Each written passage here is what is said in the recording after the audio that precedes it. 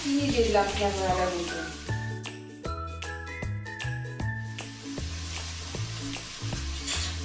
এবার আদা রসুন আর কাঁচা লঙ্কা বাটাটা দিয়ে দেবো।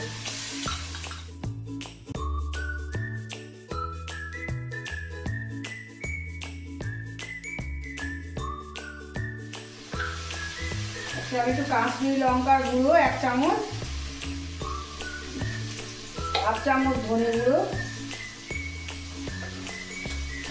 1/2 চামচ জিরে গুঁড়ো আর 1/2 চামচ শুকনো লঙ্কার গুঁড়ো দিয়ে দিলাম। মশলাগুলো ভালো করে কষিয়ে নিয়ে আমি 2 চামচ টক দই ফেটিয়ে রেখেছিলাম, টক দইটা দিয়েও ভালো করে কষিয়ে নিয়েছি। আমার ক্যামেরাটা বন্ধ হয়ে গেছিলো, আমি খেয়াল করিনি। ভাজা আলুগুলো দিয়ে জল ঢেলে আমি ঢাকা দিয়ে দিলে সিদ্ধ হওয়ার জন্য। তো আমার 5 মিনিট হয়ে গেছে, আলুটা আমার সিদ্ধ হয়েছে নাকি একটু দেখে নেব।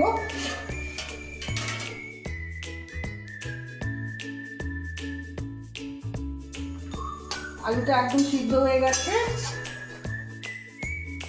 গ্যাসটা বাড়িয়ে দিয়েছি।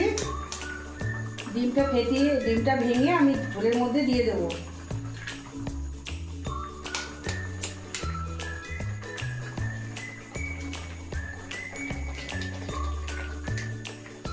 একটু ঢাকা দিয়ে দেবো ঝোলটা।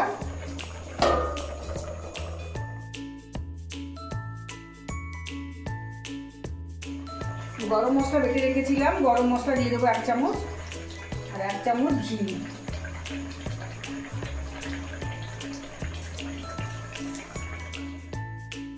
এইভাবে একবার ডিমটা রান্না করে দেখবেন, খুব সুন্দর লাগবে। আর যদি আমার রেসিপিটা আপনাদের ভালো লাগে তাহলে লাইক দিয়ে সাবস্ক্রাইব করে আমার পাশে থাকবেন।